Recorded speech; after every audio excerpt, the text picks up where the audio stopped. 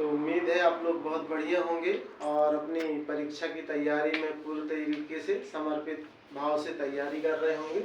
और हम भी आप लोगों का सहयोग करने के लिए आज हम मानव भूगोल के मूल सिद्धांत जो पुस्तक है इसके अध्याय 1 मानव भूगोल प्रकृति एवं विषय क्षेत्र के महत्वपूर्ण प्रश्नों पर चर्चा करने के लिए आप लोगों के साथ में है।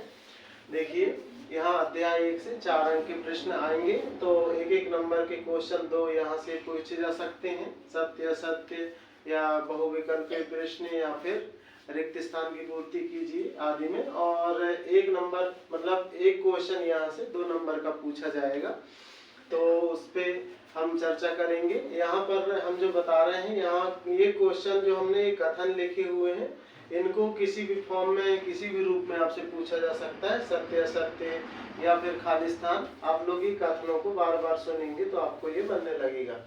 देखिए भूगोल समकलनात्मक, अनुभाविक और व्यवहारिक है। पृथ्वी के 2 प्रमुख घटक हैं, एक है प्रकृति, दूसरा है जीवन। जीवन में मनुष्य को भी शामिल किया जाता है। फिर देखें मानव भूगोल के जनक हैं फ्रेडरिक रेडजेल। इन्होंने एक ग्रंथ लिखा था जिसका नाम है एंथ्रोपोजियोग्राफी। प्रकृति और मानव अविभाज्य तत्व हैं और इन्हें समग्रता से देखा जाना चाहिए। अब यहाँ पर जैसे खाली स्थान देना होगा तो प्रकृति और खाली स्थान दे देगा, यहाँ अविभाज्य तत्व है तो आपको मानव करना होगा। फिर देखें जर्मन भूगोलवेत्ता राज्य देश का वर्णन जीवित जीव के रूप में करते हैं, तो इसको खाली स्थान के रूप में दिया जा सकता है। मनुष्य अपनी प्रौद्योगिकी की सहायता से अपने भौतिक पर्यावरण से अन्योन क्रिया करता है, ये आपको सत्य असत्य या फिर रिक्त स्थान पे दिया जा सकता है। प्रौद्योगिकी किसी समाज के सांस्कृतिक विकास के स्तर की सूचक होती है। फिर अगला देखें प्रकृति का ज्ञान प्रौद्योगिकी को विकसित करने के लिए महत्वपूर्ण है और प्रौद्योगिकी मनुष्य पर पर्यावरण की बंदिशों को कम करती है। फिर पर्यावरण निश्चयवाद है, इसके जो जन्मदाता है वो है फ्रेडरिक रेडजेल या इस विचारधारा के प्रतिपादक फ्रेडरिक रेडजेल हैं। दूसरी विचारधारा है संभववाद, इसके प्रतिपादक हैं विडाल डी लवलास, लुसियन फेब्रे। और फिर तीसरी विचारधारा है नव निश्चयवाद, इसका प्रतिपादन जो है ग्रिफिथ टेलर महोदय ने किया और इन्होंने कहा रुको और जाओ निश्चयवाद। ये क्वेश्चन अलग से पूछ लेता है, रुको और जाओ निश्चयवाद किसने कहा, तो आप लिखेंगे ग्रिफिथ टेलर ने कहा। फिर बेंदा मध्य भारत की अबुझमाड़ क्षेत्र के जंगलों में रहते हैं और ये झूमिंग कृषि करते हैं। फिर सतत पोषण हेतु मनुष्य प्राकृतिक संसाधनों पर प्रत्यक्ष रूप से निर्भर है।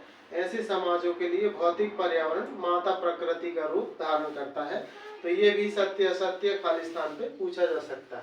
मतलब ये जो एक नंबर की क्वेश्चन हमने बताया वो किसी भी रूप में आ सकते हैं, बस आप लोग कथनों को ध्यान रखिएगा।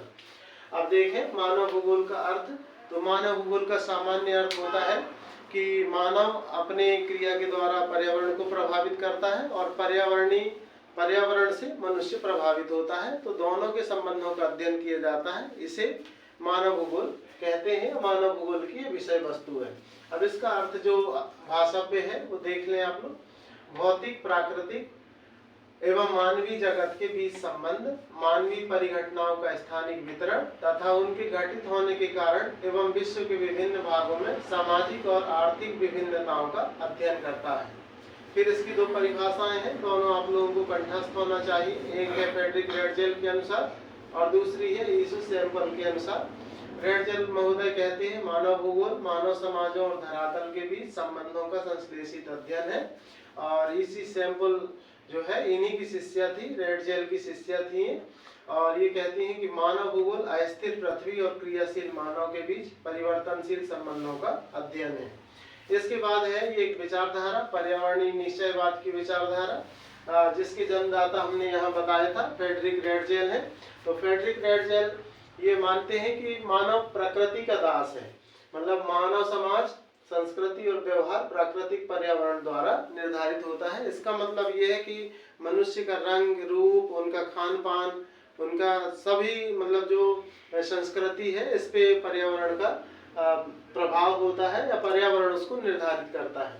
दूसरी विचारधारा है संभववाद, इसमें यह माना जाता है मनुष्य प्रकृति का स्वामी है और यहाँ पर ये बात कही जाती है प्रकृति अवसर प्रदान करती है और मानव उनका उपयोग कर सकता है, मतलब अपनी बुद्धिमत्ता का उपयोग करके मनुष्य इनका उपयोग कर सकता है। तीसरी विचारधारा नव निश्चयवाद की विचारधारा है।